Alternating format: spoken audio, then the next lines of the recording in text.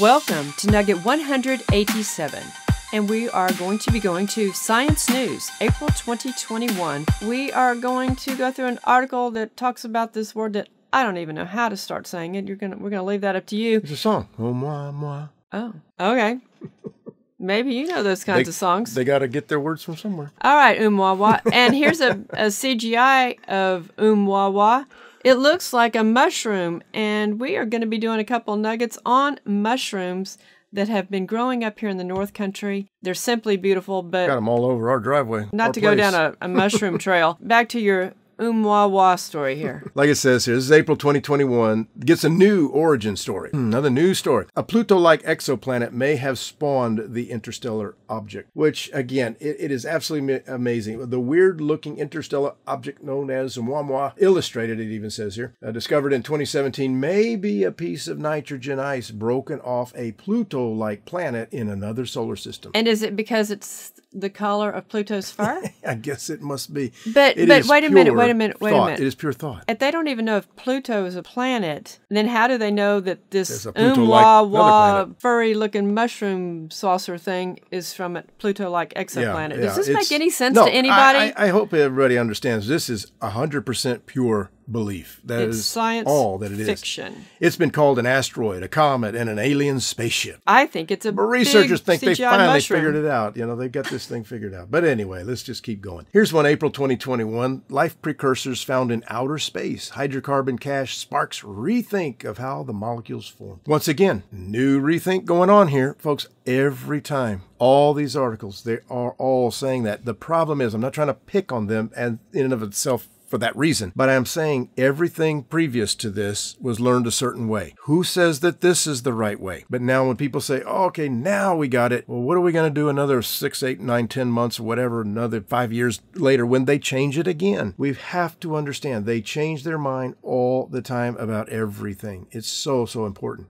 We're not picking on them. We're pointing out what they're saying. Right. Astronomers have suspected for decades that these molecules are abundant in space. And now they found them. They've suspected. And simpler molecules with a single ring of carbon have been seen before. We mentioned another nugget, what a molecule is. If you don't remember, a molecule is the smallest entity that exists. It is incredibly minuscule. And to say that they found some molecules in outer space... Well, it's absurd is what it is. It is absurd. But now they're excited because they have been able to detect these larger PAHs for the first time in space. Okay, help me out here. What's a PAH? Polycyclic aromatic hydrocarbons. Well, there's that. Where are these molecules they just found in outer space? Well, they're 450 light years from Earth in the constellation Taurus. Well, at least it's near it. I want to go to Green Bank Telescopes in West Virginia. That's one of the places I've been wanting to go for years. And hopefully one day soon we'll be able to go to this famous telescope place. I hope they open things back up. We did a whole series of nuggets on telescopes. And I want to encourage you to go back and watch those nuggets because it's incredible. It is amazing. What they're doing, what they say they're doing, and what they probably actually are doing besides creating funding. If you are listening and watching and never thought about it, if you go on a trip somewhere, find out if there are some telescopes in the nearby area, because a lot of these places, they used to be until last year, I guess they'll be again, but open to the public at certain times, and you can go in and peer through one of those. And many people have never done that. It is fun to do. Sure it is. And we actually have gone out to some of the VLAs. We've been up close to the ones on the eastern side of California, and we have driven by the famous VLAs there in New Mexico. And we'll be doing an upcoming nugget on the VLAs. Here's another one, April 2021. Lightning may have sparked life. Strikes could have produced phosphorus for DNA and RNA. One key ingredient for life, thought to be delivered to Earth by meteorites, may have been homemade after all. Homemade? What do you think of that? What does that even mean? The phosphorus that went into building they're going to tell us. The phosphorus that went into building the first DNA and RNA molecules is thought to have come from a mineral called schreibersite, which is typically found in meteorites. Now, analysis of minerals forged by lightning strikes hint that lightning may have produced enough schreibersite.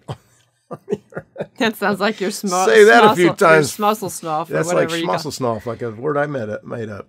But kickstart life. But, here's another example. Things that they say came from meteorites. I've shown for years the articles about how asteroids are thought to have brought the iridium in. That's why these meteor craters, they call them meteor craters, have iridium-rich soil in there. And they assume it must have come from an asteroid because that's where iridium comes from. Again, that's all pure belief. But then all of a sudden they realize oxygen-starved waters, Noah's flood, I would assume all the oxygen-starved waters were all over this earth, would show to be rich in iridium. Now here's another thing. They have this phosphorus. They've always thought it to be meteorites, but now they realize, well, lightning strikes can do that too. It is amazing the things that they say come from outer space somewhere out there, and that's the only explanation. All of a sudden, years later, they learn that, well, maybe it's not the only explanation. Well, I recall that when they were talking about how the Big Bang happened and life came on Earth, it was always like a lightning strike that hit some water and sparked life, right. So they're just bringing that back up. We actually saw a supposed meteorite that was very large the other day, and it was supposedly that came from Mars. Paul says, okay, so how did this pickup bed-sized meteorite decide to just fling itself off Mars and land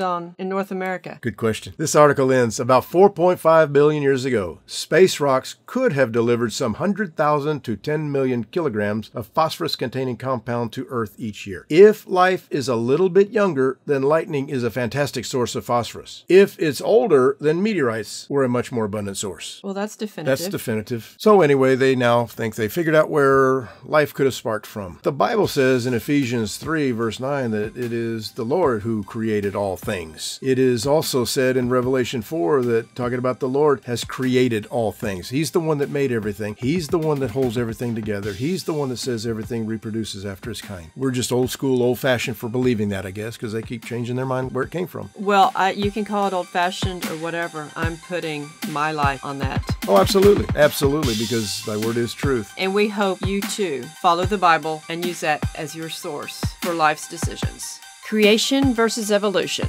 It's the issue of life. Either there is a God or there isn't.